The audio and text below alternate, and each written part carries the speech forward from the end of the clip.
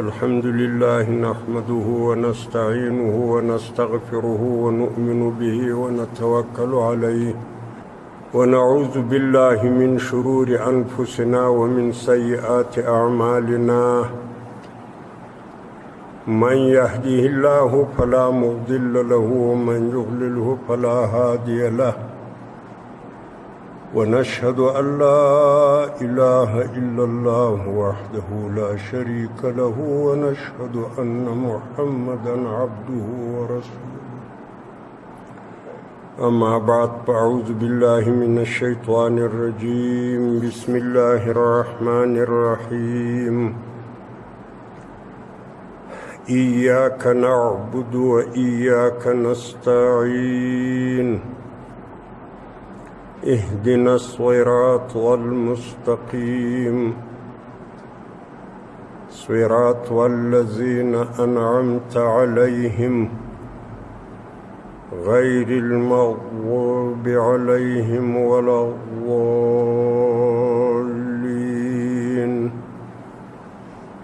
صدق الله العظيم بسم الله الرحمن الرحيم رب اشرح لي صدري ويسر لي أمري واحلل عقدة من لساني يفقه قولي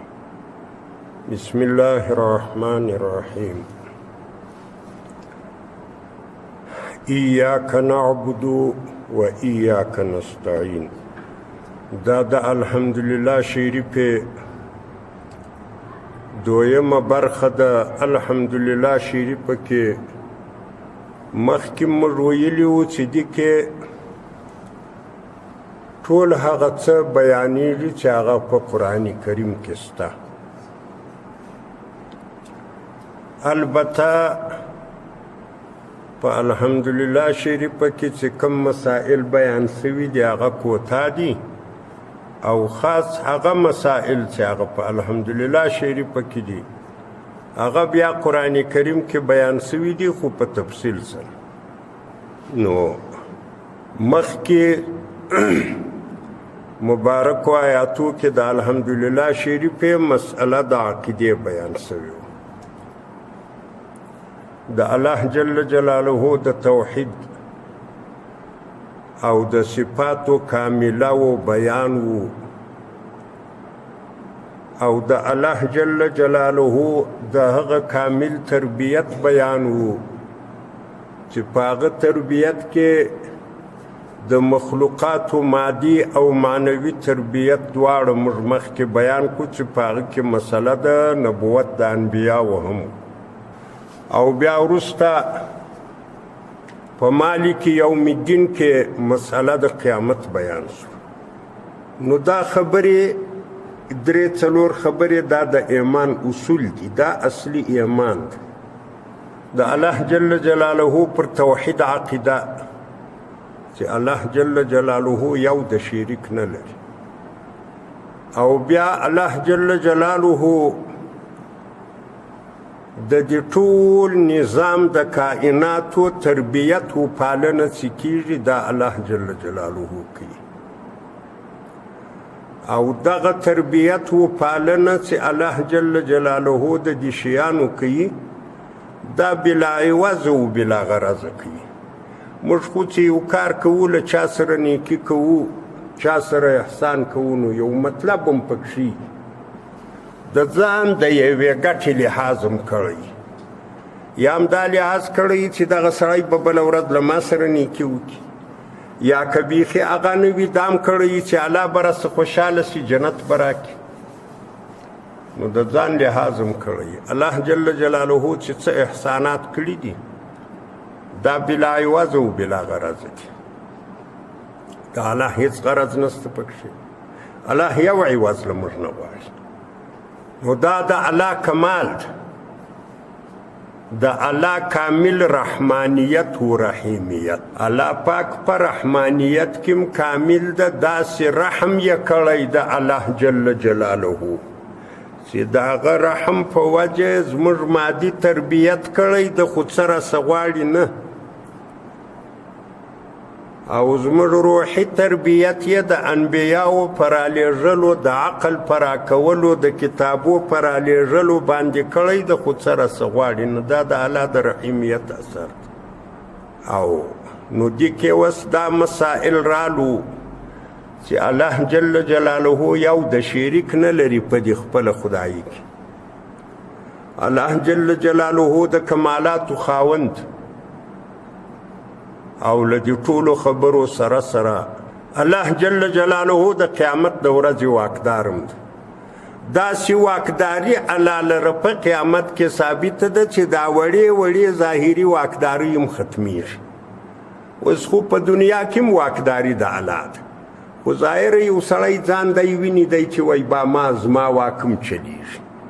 یو پر ځان د باچا نوم یښی ده بل پر ځان د وزیر نوم یښی ده بل پر ځان د والي نوم یښی ده بل پر ځان د عسکر نوم یښی ده بل پر ځان د کلي د مصر نوم یښی بل د کور مصر زموږ خیال دا ده چې دا تصرفات زموږ چلیږي قیامت کې دا خبره ختمیږي قیامت کې د پلار او د زوی تر مابین رابطه ختمه سي د ښځې او د خاوند تر مابین رابطه ختمه سي نه خاوند دا فکر کولای سای چې دا زما ښځه ده زه پر حکیم یم نه ښځه دا فکر کولای سای چې دا زما خاوند ده زما د دې ښځوالي مراعات به وکړي دا خبرې نسته دا له مابین نه ځي صرف د قیامت ورځ داسې یوه ورځ ده چې هر سړی به د ځان په فکر کې وي نور هر څه ختمیږي هر سړی به دغه فکر کوي نر ښځه مالدار مسکین باچا غریب ځوان سپینږیری معتبر بې اعتباره د هر سړي سره به یوازې دغه فکر وي چې څنګه به د الله جل جلاله له بچیو له نیولو خلاص بس او د هر چا سره به دا فکر وي چې بل هیڅ طاقت داسې نسته چې زه پناه ورکړم له الله ما سوا قرآن کریم وروسته کې یوه مسله داسې بیان کړې ده دغه دنیا کې چې دا کفر را پیدا کیږي نو یو عظیم کفر د دې اقسامو د کفر د شرک مسله ده چې یو څوک داسې خیال وکړي چې له الله جل جلاله ما سوا دا نور طاقتونه هم څه ناڅه یو څه خو کولی شي له دغې مسلې شرک را پیدا سوی ده چا په دنیا کې نیکو بندگانو ته پناه ورولې ده دا یې خیال ده چې دغه نیک بندگان پر الله څه خاطر لري چې دغه بنده زه خوشحاله کم دا به زما په رابطه الله ته سپارښات وکړي الله که څه هم دا نه غواړي چې ما خلاص کړي خو د دا سړي په خاطر به مې خلاص کړي چا ملایکه ورته پناه ورولې ده چا پیریانانو ته ورولې ده چا نور څه نو دغه مسلې څخه شرک جوړ سوی او په دغه نیت یې دی کوي دا شرک چې دی دغه خپل خدایان و الله ته نږدې دی ویل قرآن کریم د دی د عقیدې نقل داسې کړی ده دی وایي ما نعبدهم الا لیقربنا الی الله زلفا وایي موږ د دی عبادت نه کوو مګر په دې خاطر یې کوو چې الله ته نږدې بل ځای کې بیا دا خبره دی کړې ده چې دا زموږ شفاعه دي سپارش کوونکي دي نو دا دعوې خو دوی په دنیا کې وکړې د چا خبر باندې سر خلاص نه کوي انبیاو ورته وویل چې په دا خبره کې ګټه نسته د انبیاو وروسته علماو ورته وویل چې په دا خبره کې ګټه نسته خو دوی سر خلاص نه کوي قیامت په ورځ چې راسي دا میدان ته الله جل جلاله به ورته وایي چې رایې ولې یستی خدایان تاسو خو په دنیا کې پناهزیداست قالوا ضلوا عنا دی به وایي هغه نسته دی به هم ناامید قالوا ضلوا عنا ورک سو نسته دغه کافران چې دا په ډېر وخت د خپل عمر ټوله زندګي د یو چا په عبادت کې په دغه نیت مصرف کړي چې دا به ماته ګټه راورسوي الله ته به مې سپارش وکړي دغه چې کله قیامت میدان ته راسي الله به ورته وایي چې هغه ستا اله څه سو ته ورڅخه راوله چې اتا کوم ارزو په دنیا کې درلوده هغه اوس سر ته ورسېږي ته ورڅه ستا اله راوله دی به ورته ووایي چې غدلو عنا هغه نسته ورک سو دنیا قیامت کې هیڅوک هیڅ طاقت ته پناه نشي وروړی له الله ما سوا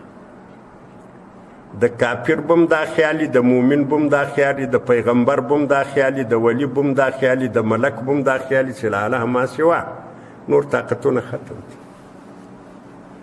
دلته دنیا کې خو لا بیا هم یو عسکر سړی په بازار کې کش کې بیا دی وایي چا ته وایسته پلاني ته تلیفون ور وکړه زه عسکر هغه راسي عسکر ته وایي چې کاکا دا یې لکه عسکر وایي دا نو بې لکه دلته کله کله دا چمونه کېږي هلته دا چمونه نشته مالک یوم الدین د دغې ورځې واکدار الله ده بل واکدار بل څوک ځان ته دی تصویر نسای کولی چې زه واکدار یم بل څوک دا دعوه نسای کولی چې زه واکدار یم داسې حالت به راسي یو حدیث شریف کې راځي دا حدیث شریف دا حدیثو ډېرو کتابو ډېر مکرر نقل کړی د قیامت ورځ چې راسي اول حالت د قیامت به داسې وي دا خلک به ټول دغه نه په یو تنګ ځای کې راجمع سي دا څونه انسانان دي له آدم علیه السلام نیولي بیا تر دغه اخري انسانه پورې دا به یو داسې ځای کې راجمع وي که یو سړی پر یو لوړ ځای وخیږي یوه ناره وکړي دا ټولې اروي ځکه دا ډېر تنګ دي سره او که یو سړی په پای د دې خلکو کې ودرېږي داسې ورته وګوري بل سر یې ویني دا د ډېره تنګۍ داسې به خلک سره تنګ او دا د لمر چې کم تودوالی ده دا به بیخي به لمر رانږدې سي تودوالی به سخت ډېر شي نو دا طبیعي مسله ده چې هم ګرمي دونه ډېره وي هم انسانان دونه سره ډېرې حتی حدیث کې داسې راځي چې دونه خولې به دا انسانان وکړي داسې انسانان به وي چې په خولو کې به تر دغه خولې پورې خولې ته به خوله تویېږي داسې سخت حالت به وي په دغه حالت کې ډېر خلک راځي داسې خلک هم راځي چې دا خلک وي مؤمنان خو خیر څه غلطۍ ملطۍ سوي دا هم په دې دا چې په دې ورځ بیخي خبرېږي نه خاص خاص ځایونه لري دا بیا خاص خلک دي نورو حدیثو کې بیان راځي نو دا چې کله دا یو میدان ته راجمع سي طبیعي مسله ده دا خلک په مشکل کې وي په تکلیف کې نو بیا دوی سره ووایي په دې اول حالت کې چې دا خو موږ له یو مشکل سره مخامخ او الله جل جلاله ته په انسانیت کارخانه کې تر ټولو نږدې انسانان پیغمبران دي او بیا په پیغمبرانو کې تر ټولو اول پیغمبر چې د هغه آدم علیه السلام د ټول انسانیت پلار ده نو څه کسان به راسي آدم علیه السلام ته به ووایي چې ته خو هغه څوک یې چې الله جل جلاله د خپل قدرت په مقتضا جوړ کړي او ته هغه څوک چې ستا په اعزاز کې الله جل جلاله ملایکه ورته وویل چې ته د عزت و د تعظیم سجده وکړي او ته هغه څوک چې الله تا ته د دې ضرورت د شیانو د ټولو نومان په خپله در وښو د هر شي په حکمت یې پوه کړي نو ته د خاص اعزاز خاوند یې دغه ټول انسانان ستا اولاد د ته نن ګوري دا خلک په څه مشکل کې راغلي دي نو ته الله جل جلاله څخه دا خواست وکړه چې دا د خلکو حساب شروع سي نو هغه څوک چې کوم ځای ته ځي هغه ته ولاړ شي دا خلک یو د بله سره تنګ دي آدم علیه السلام به جواب ورکړي چې د دغه کار والا زه نه یم دا کیسې نسم کولی زه الله جل جلاله په دغه اعزاز معزز کړم چې دا تاسې وایاست بیا یې زه په جنت کې واچولم یوه درخته و ما چې ول د دغې څخه خوراک مه کوه نو ما د هغې درختې څخه بیا خوراک وکړي او په دا خبره پوه سئ چې الله جل جلاله ته داسې غصه ورغلې ده په وس حالت کې چې الله ته مخکې داسې غصه نه ورغلې او نه به بیا الله په داسې غصه کې راسي. نو په داسې حالت کې زه څنګه ووایم که الله جل جلاله ما ته وویل چې نور خلک خو ته پرېږده تا ولې د درختې میوه وخوړ، نو د دې والي جواب زه نه لرم. ګوره دلته که سړی متوجه سي آدم علیه السلام چې د دغې درختې میوه وخوړه دا زموږ ایمان ده چې په دې کې آدم علیه السلام ملامت نه و. ولې قرآن کې د آدم علیه السلام په شان کې داسې خبره راځي چې فنسي ولم نجد له عزما، یېره سوه. دا کیسه ده د بیخي یېره سوه. دا چې څنګه یېره سوه ولې یېره سوه دا خو یو علمي تحقیق ده په خپل ځای کې به راځي. خو پر دا زموږ ایمان ده چې آدم علیه السلام چې کله د دې درختې دانه خوړه د آدم علیه السلام یېره نو په یېره باندې خو نو عادت موږ ته یې وایي په یېره روزه نه ماتېږي. زموږ روزه یې وي خورو ښه ډوډۍ وخورو روزه نسي مات. نو د آدم علیه السلام خو یېره سو خو فقط دونه قدر و چې الله جل جلاله دلته دا خبره کړې ده چې ولم نجد له عزما. نو دا یېره چې سوه دا به شاید یو څه ده داسې ډېر کوشش نه یې کړی عزم و ټینګه اراده نه وه نو په کار دا و چې د ډېر عزم درلودی چې ګوره دغه اتیات یې کړی وای هغه نه اوس. نو دا خو د آدم علیه السلام هغه څه دي چې آدم علیه السلام په دې کې واقعي مجرم نه ده، غلط کار یې نه ده کړی. زه دا خو پیغمبر و، پیغمبران غلط کار نه کوي. خو بیا هم آدم علیه السلام له خپله شانه سره دغه کار نامناسبه بللی ده، اوس بیریږي. ما و تا قصدن څونه نافرمانۍ کړي دي، ښه په پوهېږو چې دا ناروا ده. خو بیا یم که وولې که کاکا خدای غفور و رحیم ده. نو خدای که غفور و رحیم ده پر الله جل جلاله دغسې وخت هم راځي چې آدم علیه السلام د ټولو خلکو ته ووایي چې داسې غصه ورغلې ده چې تر اوسه داسې قهر الله ته نه ده ورغلی. نو آدم علیه السلام د خلکو ته جواب ورکړي دا کار زه نسم کولی، لیکن صرف یوه خبره به درته وکړم، تاسې ما ته راغلي یاست نو بیخي تماما ناامیدین هم نه ده په کار. زه درته وایم چې نوح علیه السلام ته ورسئ، هغه د الله جل جلاله اول د شریعت پیغمبر. نوح علیه السلام یو داسې پیغمبر ده د الله جل جلاله د توحید درس یې نه 900 کاله کړی ده. دا څونه خدمت کړی ده، نه 900 کاله. دا معمولی خبره نه ده. د الله جل جلاله د توحید درس خلکو ته ورکړي او داسې خلکو ته نه. و داسې خبره خو اسانه ده لکه زه چې یې ته کوم ښه پوسدای ده تر څنګ څادر هم رالاندې کړی ده، خاموشه ناست یاست، بد نه راته وایاست. نو زه درته ګاډ یم. نو دا خبر خو اسانه ده. نوح علیه السلام به دونه خلکو ووایو پر دا خبر دی به بیران سی د دی به بالکل دا عقیده سوځي دا مړ شو دی به ځینې ولاړ. داسې اسانه معامله نه وه چې ته تنخوا یې ورته راټولوله، زیرې یې ورکولې، ښه یې نازاوو، میوې یې ورته راوړې. نو بیا خو به نوح علیه السلام خود تقریر کاوه. پر نوح علیه السلام به خندل، هلکانو ته به ویل چې دا لیونی ده که راغی په ډبرو یې وړي. په دغه حالت کې نوح علیه السلام نه 900 کاله د الله جل جلاله د توحید درس ورکړی ده. نو دا خو واقعي لوی خدمت یې کړی ده. نو آدم علیه السلام وویل چې نوح علیه السلام ته ورسئ، د الله جل جلاله د دین یې ډېر کار کړی ده. نو کېدلی سای الله جل جلاله ته به ډېر محبوب کړي، کېدلی سای چې دغه ستاسې ارزو هغه پوره کړي، هغه الله جل جلاله ته ووایي. نو خلق به د آدم علیه السلام په فرموده باندې راسي نوح علیه السلام ته. نوح علیه السلام ته به ووایي چې دغه حالت چې موږ ورسره مخامخ یو دا خو ته وینې ډېر د سختۍ حالت او ته د الله جل جلاله اول هغه پیغمبر یې چې رد د کفر او د شرک دی وکوي او له سختو شرایطو سره مخامخ شوې د دین په خاطر. اوس د الله جل جلاله ته ووایه صرف دونه قدر خبره وسي چې دا د خلکو حساب شروع سي چې څوک ځي هغه به دورې ولاړ شي، څه به خلک سره لږ شي، څه به مسا خلاص شي.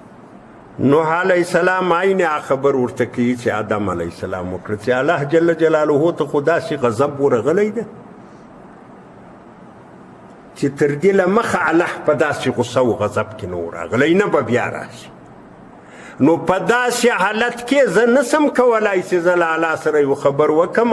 ځکه الله جل جلاله زما په ژوند کې ما ته ویلي و چې یو درخواست، یوه غوښتنه چې ته له ما وکړې زه هغه قبلوم. هغه کار نه ما په دنیا کې اوس زه چې کافرانو ډېر وځورولم، نو ما ویل چې ربي لا تذر علی الارض من الکافرین دیاره، یا لا یو کور د کافرانو پر مځکه مه پرېږده، ټول تباه کړه. اوس که ما تعالی وویل ستا زما په بندګانو څه کار درلودی چې په ما دې تباه کړو، زه د دې خبرې جواب نسم کولی، زه دا کار نه کوم. او دا به ورته وایي چې نفسي نفسي، زه په ما ټیکه مې ځان خلاص کړي. ګوره دا د نوح علیه السلام حال ده، نفسي نفسي. دا په حدیثو کې دا خبره ډیره تفصیلي په ده بیان شوې ده. دا دغه زوی مړیو ته وایي چې دا دلې په مخلوق پسې دي، چې مخلوق د خالق د نوح علیه السلام به خلکو ته جواب ورکړي. دا صحیح حدیث ده، د بخاري شریف کې راځي، مسلم کې راځي. هغه به وایي نفسي نفسي، بس په مټ ټیکه مې ځان خلاص کړي، نن نور کار نسم کولی. مګر یوه خبره به درته وکړم، ناامیدي نوم نه ده پکار ستی دپاره. ابراهیم علیه السلام ته ورسئ. ابراهیم علیه السلام هغه څوک ده چې الله د نمرود په اور کې روغ وساتئ. نو خلاصه دا ده، دا خلک به ابراهیم علیه السلام ته راسي، هغه معین دا جواب ورکوي چې زه دا کار نسم کولی، صرف دونه قدر د ځان غم را سره ده، الله ته غصه ورغلې ده، زه دا کار نسم کولی. بیا بله دا وروسته حدیث شریف په تفصیل کې راځي چې ابراهیم علیه السلام به د موسی علیه السلام باندې حواله ورکړي چې هغه داسې یو پیغمبر ده چې الله دنیا کې بې له واسطې خبرې ورسره وکړي. نو کېدلی شي چې دا کار هغه وکړي. دا خلک به راسي موسی علیه السلام ته، هغه هم دغه جواب ورکوي چې زه بیریږم، دلته یو زوی مړی مخ ته راغی، ما په چا پلاخ و او د تعدید دپاره هغه مړ شي. نو که الله ما ته ویل ستا خو مړی کړی د ته لکه مې خواره، زه دا کار نسم کوم. نفسي نفسي په مټې د خپل ځان چاره کمې وکړه. خو عیسی علیه السلام ته ورسئ. عیسی علیه السلام هغه څوک ده چې الله جل جلاله بې پلاره وجود ورکړی ده. دا د هغه یو اعزاز ده، یو خصوصیت ده.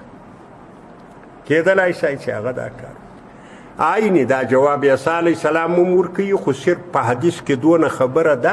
هر چا خپل یو شی ذکر کړی ده چې ما په دنیا کې پلانی کار وکړي، اوس له الله جل جلاله بیریږم. عیسی علیه السلام دا شی نه ده ذکر کړی چې ما دا کار وکړي، صرف دونه ورته وایي چې دا کار زه کولی نه شم،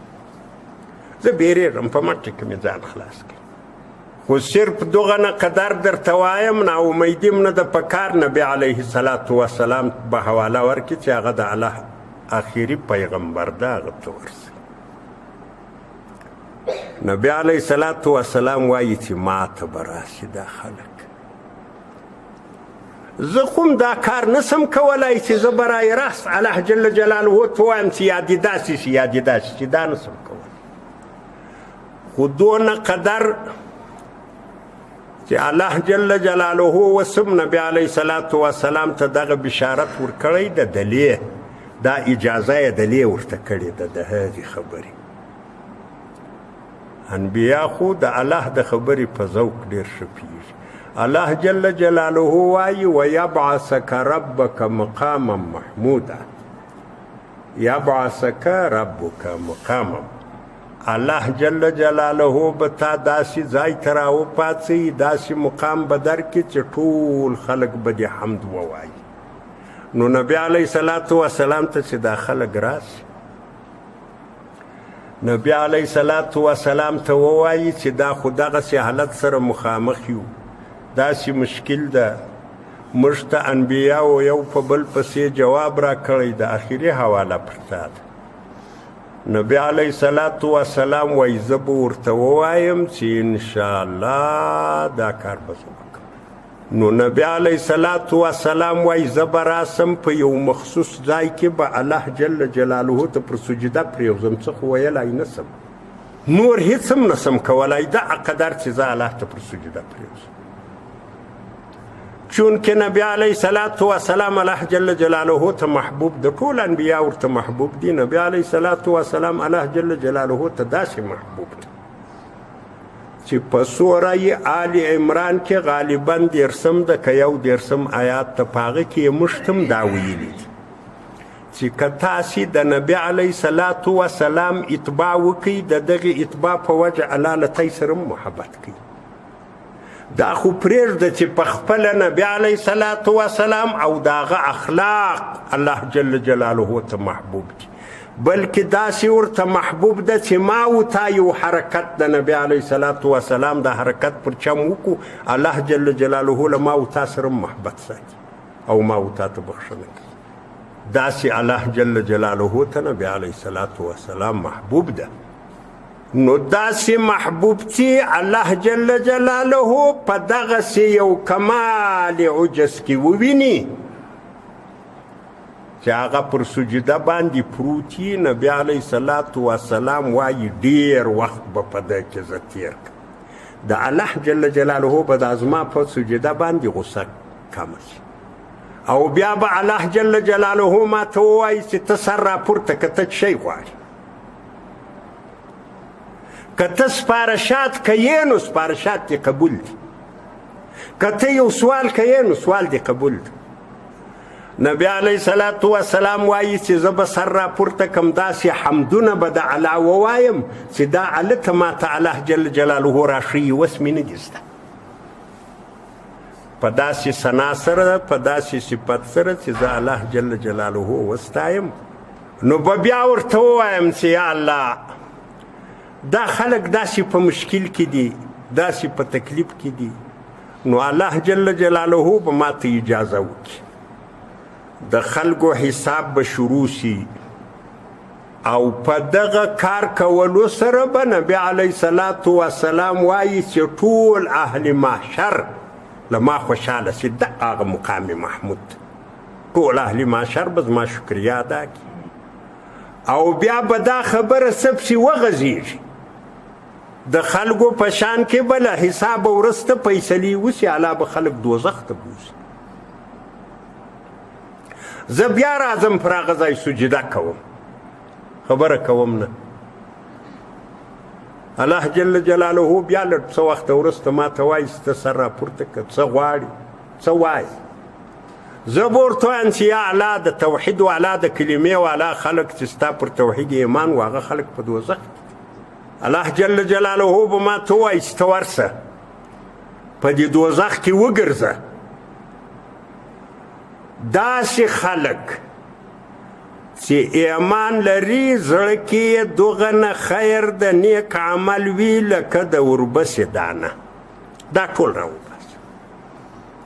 نو نبی علیه الصلاة والسلام وایي زه به ورسم دا خلک به راوباسم، خلک به څه نور هم پاتې شي. بیا نبی علیه الصلاة والسلام وایي زه راځم پر هغه ځای سجده کوم،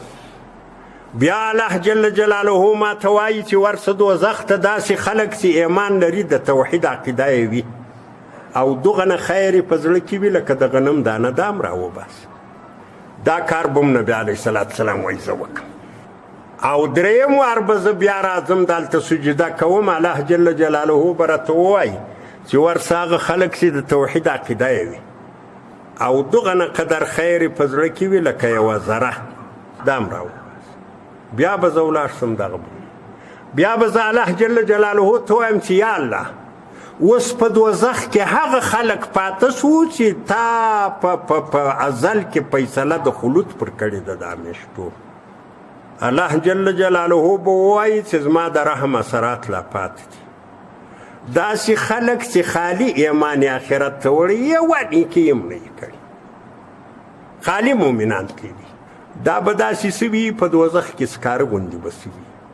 الله جل جلاله په خپل پلاکۍ پیت سره دا خلک راټول کړي، دا به راوباسي له دوزخه د جنت په دروازه کې وبیاله د په دې کې به واچي دې کې به دا خلک جوړ سي بدنونه به ښایسته سي هغه د دوزخ تاثیرات به ځینې ختم سي الله به جنت ته ننباسي نو دغه حالت ته مالک یوم الدین دغه معنا ده داسې واکداري ده له الله سره چې انبیا ګوره هېڅ نشي کولی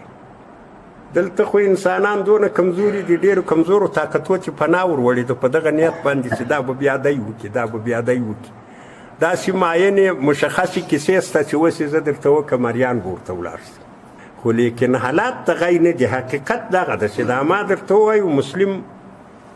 په دې خپله کتاب الایمان کې دغه حدیث راوړی د ډېر واره یې راوړی د ډېر مکرر یې راوړی بخاري شریف یې راوړی د نورو هم راوړی تفاسیرو کې پر دغه ځای دا حدیث نقل شوی ده چې ویبعثک ربک مقاما محمودا ډېرو تفاسیرو راوړی دغه حالت ته د قیامت داسې یو منظر ده مالک یوم الدین واکدار د ورځې د قیامت الله داسې ده چې نور نو هیڅ چاته تمه نسته نه ملایکه ورته تمه ده او داسې حالت راځي چې انبیا په خپله د نفسې جواب خلکو ته ورکوي چې په مټ ټکه مې ځان دپاره یو څه وکړو نو چې کله مسله دغه ځای ته راورسېده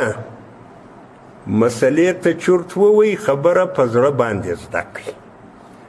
مالک یوم الدین واکدار د ورځې د قیامت الله د هیڅ چا لره نه حقیقي واکداري سته نه مجازي نو باید څه وشي چې واکداري ټوله الله لره ده نو څه باید وشي نو دغه خبره باید وشي چې ایاک نعبدو خاص ستا عبادت کوو د بل چا عبادت نه کوو نو یې څه کوو نو نور خدا چې اوس ډېر زورور سړي ته موږ پناه ور وړې وای نو هغه ابراهیم علیه السلام خوا د خلکو چې جواب ورکړي نوح علیه السلام خوا د خلکو ته جواب ورکړي ملایکه دې هغه خلکو ته جواب ورکوي نو چاته پناه وروړي نو بل څوک نشته نو دغه نتیجې ته خبره راورسېده چې ایاک خاص تا لره نه بل چا لره نعبد موږ عبادت کوو دلته مسله دونه واضح سو چې الله بیخي حاضر غوندې وګرځېده ایاک خاص تا لره خبر ورسره وسو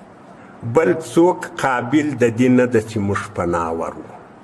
بل داسې طاقت نسته چې زموږ مشکل حل کړي بل داسې طاقت نسته چې هغه ته موږ پناه ورو ایاک خاص تا لره نعبدو موږ عبادت کوو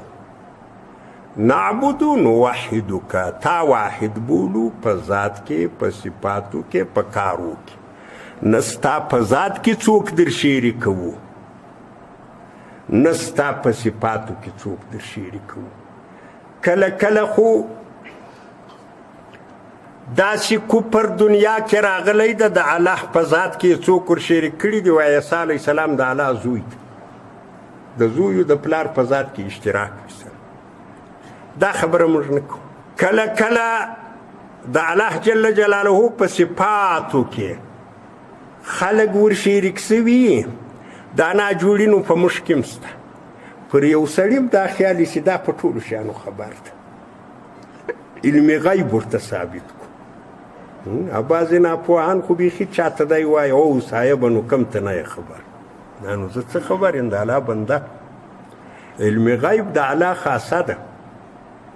قرآن هم دا خبره رد کړې ده الله پاک نبی علیه الصلاة والسلام ته وایي چې ته ورته ووایه چې لو اعلم الغیب لاستکثرت من الخیر که ما ته پټ شیان معلوم وایي د خلکو له جیبو به مې روپۍ راکښلې وایي خو اوس د ده په جیب نه یم خبر چې څو درڅخه دي علم غیب د الله خاصه ده بل چاته نسته ته زما په زړه نه یې خبر زه ستا په زړه نه یم خبر چې هر څو ښه سړی شم ستا په زړه نه خبرېږم دا د الله خصوصیت ته چې په زړه باندې خبر دا د الله خصوصیت ته چې پټ پټ شیان ویني دا صحیح د انبیاو ته کله الله علم پر بعضو شیانو ورکوي اولیاو چې هم ورکوي خو هغه پر بعضو وي د الله چې اراده وي چې خاص شي د یو چا اعزاز په دې کوي دی نه د سیار سړی په هر شي خبر ده زموږ بیا دی خیال لیدلی یو کمزوری غوندې څوک یې موږ ځینې وبېرېږو کله کله خو بیخي له کاکا لیوني وبېرېږو چې دا زوی مړی به په هر شي خبر هغه یو ځای کاکا ده بل ځای لیونی ده کمیس یې خیرن ده یو مردارخور شی ده انسانان کمزوري دي ګوره الوهیت الله ته ثابت الله عظیم ذات ته دا نور ټول مخلوق د محتاج ده د انبیاو عالم ولیدی نوح علیه السلام خلکو ته جواب ورکوي ابراهیم علیه السلام خلکو ته جواب ورکوي موسی علیه السلام خلکو ته جواب ورکوي ګوره دا ایمان یو دی شی ده د عقل ثمر د خپل عقل پر کار واچو د الله په دې ټول کائناتي نظام کې تر انبیاو مقرب مخلوق نسته انبیاو خلکو ته جواب ورکوي چې څه م کوه پر الله ته غصه ورغلې ده موږ ځینې بیریږو او الله خپل پیغمبر ته وایي چې ته دی ورته ووایه چې ما لره علم غیب نسته ته دلته په بلا وپسې یې د الله بنده د خالق و د مخلوق تر مابین فرق دا ایمان ده د خالق صفت که د مخلوق ته ثابت کوي دا کار غلط د مخلوق صفت که د خالق ته ثابت کوي دا کار غلط دغه د ایمان نوم ده دا د عقیدې نوم ده نو بس دغسې یوه طریقه به جوړوې چې ایاکه خاص تا لره نه ملک لره نه پیغمبر لره نه پیری لره نه چا لره د بیت چا عبادت نه کوو نه د چا عظمت په زړه کې راولو ایاک نعبدو نو وحدو که تا واحد بولو په ذات کې په صفاتو کې او په افعالو کې داسې کافران سته کارونه یې ورجلا کړي دي سنویه ورته وایي هغه وایي شیطان الله ته ور شریک ده د خیر کارونه الله کوي د شر کارونه شیطان کوي دا بیا په افعالو کې مشرکین دي چا د الله په صفاتو کې څوک ورګټ کړی چا په افعالو کې چا نو موږ وایو چې ایاکه خاص تا لره ولې دا خو له دغې خبرې وپامېده چې موږ مخکې وویل چې الحمدلله ټول کمالات په الله کې دي په بل چا کې یو کمال نشته رب العالمین د مخلوقاتو تربیه د ټولو الله کوي زما تربیه د حیوان تربیه د مرغه تربیه د خزندې تربیه دا ټول الله جل جلاله کړي او دا یې بلا عوض و بلا غرضه کړي دي الله رحمان د الله رحیم دی او له دا ټولو خبرو وروسته داسې ورځ راځي چې انسانان الله راکش کړي د بدلې ورکولو ځای ته واکداري به یوازې له الله سره یې مالک یومالدین د دغې ورځې بادشاهي الله نو اوس چې پر دا ټولو مسلو سوکه راسي دا مسلې زړه ته شواکي یو خدا د دامونو ته یې چې ووایو الحمدلله رب العالمین ایاک نعبدون بس ولاړه خبره خلاصه سو دا خو موږ په پوله نسو د الحمدلله شریف په ما مخکې م درته وویل چې په هر رکعت کې ویل کېږي لمانځه کې مکرره ویل کېږي دا پر معناو مشتمله ده دا ته به چورت ویې دا لمونځ چې ده دا شپږ حقه باطني لري شپږ حق امام غزالی رحمت الله علیه په خپلو تصنیفاتو کې دا خبره لیکلې ده چې اتمام د لمانځه په دې شپږو شیانو راځي لمونځ ګوره فرایض لري شرایط لري واجبات لري سنتونه لري داسې باطني هم شپږ شیان دي پکښې اول شی چې په لمانځه کې راځي هغه حضور قلب ده زړه به دې دالت وي دا چې ورته وایه الحمدلله رب العالمین په پوه نه سوې چې دا مې ورته ووایه چورت دې هلته وي چې د پټاټې نن په بازار کې په څو وي اسره ګودړان هم ډېر ځړېدو چې هغه به ولې ځړېدو چورت دې دوري په الحمدلله رب العالمین خبر هم نه شو دا د لمانځه حق دې پایمال کوي امام غزالي صاحب وایي دا د لمانځه روح ده دغه شپږ شیان که په لمانځه کې رالو لمونځ ژوندی شئ لکه ته چې اوس ژوندی یې دوکانداري هم کولی شئ بازار ته هم تللی شئ کور والا دې ټول بابا بولي خلک درڅه بیریږي چې کور ته ورسې درب و دروب ارام چې وایي بابا راغی او په کومه ورځ چې دا روح درڅخه جلا شئ بیا دې دغه کور والا په ګودړانو کې پیچي وړي دي خلک در خبروي چې راسئ دی مړ شو هسې یې راڅخه یوسي ښځه بیا بل میړه کوي هلکان نور خلک بابا بولي ستا بابایي ختم شو کنې بدن خو هغه بدن د چاپرون روح ځینې ولاړی دا شپږ شیان چې دي دا د لمانځه روح ده اول وار حضور قلب ته زړه به دې دالته وي چې دا اوس پر لمانځه ودرېدم دا د اوس دا توری وایم الحمدلله. دویمه خبر چې دلته راځي هغه فهم المعنا ده. نو چې کومه خبر دې وکړه زړه دې دالته و نو په ماغه خبره پوه سوې چې الحمد معنا ټول صفات کامله لله خاص الله لره دي بل چا کې کمال د صفت نشته. دا نور ټول ناقص مخلوق دی چې دا ماته په خیال کې زورور راځي هغه ناقص دی. الحمدلله ټول صفات کامله د الله صفات داسې بسرالی الله داسې ذات د رب العالمین چې د مخلوقاتو تربیت کوي. د تربیت پر رابطه ما ډېرې خبرې مخکې هم درته کړي دي. دا مرغان چې خپل ژوند کوي دا په یوه مکتب و مدرسه کې چا نه ده ورته ویلی هغه اعلی تربیت ورکړی مګر داسې ژوند کوي یو شی نه ځینې خرابېږي له ما و تعالی بعضې شیان خرابېږي له مرغانو یو شی نه خرابېږي. مچۍ چې ګنی جوړوي مسدسه خوله ورکوي ګنې ته. دا مسدسه خوله د هندوسۍ په حساب داسې شی ده چې نه په مابین کې خلا راځي نه ځای ضایع کوي. له دې څخه مهندسان عاجز دي. مچۍ تعالی ورښولې ده چې غار ته دې مسدسه خوله ورکوه یو خو به راتنګېږي نه بل به کنجان نه کوي ډېر ځای به ضایع کېږي نه. چې څه د مچۍ دغه د ګنې خولې وګورې ټولې مسدسې دي. مسدس معنا شپږ دغه لري شپږ ضلع یې لري. اوس ما او تا خو په نازېږو 10 کالو مکتب ورته ووایي لا هندوسه نه ده زده د زوی مړي بله ورځ چې امتحان ته ورسي په کانکور کې ناکام سي. دا ټول داسې هندوسه یې زده ده چې بیخي دا اوس دغه د الله تربیت او له کومو موادو یې دا ګنی جوړ کړی دی. اوس ما او تا په پوهېږو دا ګنی چې دا مچۍ جوړوي دا له کومو موادو ده په دې موادو موږ نه پوهېږو. د سړي په بنا پوهېږو چې دا سیمټ دې له فلاني ځایه راوړي دي دا سریا ده له فلاني ځایه د دوی د ګني په موادو نه پوهېږو. دا اوس څه شی دي دغه شی موږ لیدلی نه ده لکه دا ګنی چې ځینې جوړېږي. دا اوس دوی له څه شي جوړوي دا مواد. ګوره دغه د رب العالمین دغسې تربیت والا ده. د الله داسې تربیت ته ما او تا ځینې عاجز یو. اوس دا ډېر وختونه رب العالمین موږ وایو مګر خیال ته م خبره راغلې نه ده. که چیرې دغه خبره ستا خیال ته راله چې صفات کامله الله ته دي دا زړه در سره ومنل. تربیت د کائناتو الله کوي دا زړه ومنل. دلته یو درېیم شی پسې را پیدا کېږي تعظیم ته د الله لویي زړه کې راشي. اوس موږ چې دا دونه وخت لمونځ کړی د یوه ټکه نه ده لوېدلې هغه هلته لکه اوو چې هغه یو غلاوې هم کوو بد کارونه هم کوو مردارخواره هم یو په بلا هم سره اخته یو. خو دغه مطلب ده چې دا لمونځ هم نه ده لمونځ کړی که نه ان الصلاه تنهی عن الفحشاء والمنکر. لمونځ خو چې لمونځ سي لمونځ د الله وزن د الله لویي زړه ته راولي.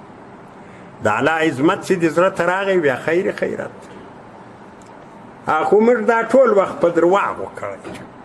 څلرم شی چې دلته را پیدا کېږي دا یو په بل پسې په خپله سره پیدا کېږي. څلرم شی چې پیدا کېږي هغه خوف پیدا کېږي چې دا د الله دغه نه عظمت سره ته راشي سړی ځینې وبېرېږي چې دغه الله بیا په ما څه پروا لري. پنځم شی چې پیدا کېږي هغه رجا امید پیدا کېږي چې دا دونه رحم الله په را کړی دی. دا ښایسته بدن یې راکوي په کومه کارخانه کې یې جوړ کړم دنیا ته یې راوستم نو دا الله خو ډېر مهربانه دی. دا خو نو د نورې مهربانۍ امید هم سته ورته. شپږم شی چې پیدا کېږي هغه حیا وي. یا الله ته څونه عظیم ذات یې څونه لوی ذات یې څونه عبادت درته پکار و ما دغه ماتو ګډ عبادت وکړئ نو دا اوس دا دی شی ده لکه دکاندار چې یو غټ دکان د رختو لري دا خو یو تمثیل ده کنې د اعلی شان خو مثال ویلم بې ادبي ده. ډېر ښایسته ښایسته رختونه پکښې دي. ستا کور د 4 کلو کالي و تر تا زیاتې زیات و دا دې سره وپېچل تا به پلاني دکاندار ته وروم همدا یې ستا. ما چې ور هغه وایي کاکا زما دا دونه دکان ده د رختو ښایسته نو دا ستا ګنجې نو زه څه کوم. نو په دغسې ورکړه خو سړی شرمېږي. نو شپږم شی به حیا وکړي چې یا الله څونه عظیم ذات یې، څونه احسانات دې کړي دي، څونه مهربانه یې، څونه د کمالاتو خاوند دي، څونه دې له ما سره ښه کړي دي او ما دغه عبادت وکړئ دا مات وګوټ. اوس شرمېږي سړی په ټیټو سترګو له ماجه ته ووځي. یا الله نو ستا د مهربانۍ په وجه که دې قبول کوي قبول دې کوي که نه نو دغه شی چې په لمانځه کې راشي اوس لمونځ ژوندی شي، روح کې پیدا شي. موږ د لمنځونه عمرې دا مړه دي، دا مړی نو د سړي له غاړي مړی چې د ګټې پر ځایه تاوان ډېر د په هغه ورځ به د دوکان بند وي ولې خو مړی سوی دی. 10 کسان به نور له کاره در سره وتلي ولې خو مړی سوی دی. په ایدره کې سره لمر ته به ته غرمې په سپېرو خاورو کې رغړي ولې خو مړی سوی دی. مړی خو شین تکلیف ده سره زحمت. دغه زموږ لمنځونه مړي دي پر ځای د دغه چې موږ ګټې امید دي دا ناخواسته چې تاوان راونه رسي. نو ایاک نعبدو خاص تا ته عبادت کوو یا الله تا واحد لا شریک ذات دی. که په داسې طریقې سره موږ پر دې الحمدلله شریفه سوکه راسو او دا الحمدلله شریفه تاسې وینئ زه له ډېره وخته دا خبره م کې کوم شاید ډېرې خبرې به مکرر م کې راغلي همدا وجه ده چې له دې الحمدلله شریفې سره خو زموږ تعلق ده په لمانځه کې وایو هر وخت وایو. ښه خبره دا ده چې په معنا یې م پوه سو او بیا الله جل جلاله ته دا امید ده که چیرې موږ په صحیح انداز الله جل جلاله ته متوجه سو الله به د دې الحمدلله شریف حقیقت زموږ زړه ته شوه کړي. د دغه درو جملو حقیقت که زموږ زړه ته شوه سي موږ په دنیا او آخرت کې کامیاب یو، بیا ناکامي موږ ته نه راځي. فقط الحمدلله رب العالمین دا زړه ومنل، الرحمن الرحیم دا زړه ومنل، مالک یوم الدین دا زړه ومنله، ایاک نعبدو ته په خپله رارسېږو په خپله به د الله عبادت کوو. او دا یو ورد د الله زموږ پر ژبه جاري کړی ده. دا په شواروز کې چې موږ 10 واره 20 واره 50 واره وایو هم دا وجه ده چې د دغې خبرې معنا هم په ذهن کې راشي. واخر دعوانا الحمد لله الحمد لله نحمده ونستعينه ونستغفره ونؤمن به ونتوكل عليه ونعوذ بالله من شرور أنفسنا ومن سيئات أعمالنا من يهده الله فلا مضل له ومن يضلله فلا هادي له ونشهد أن لا إله إلا الله وحده لا شريك له ونشهد أن محمدا عبده ورسوله. أما بعد فأعوذ بالله من الشيطان الرجيم بسم الله الرحمن الرحيم إياك نعبد وإياك نستعين اهدنا الصراط المستقيم صراط الذين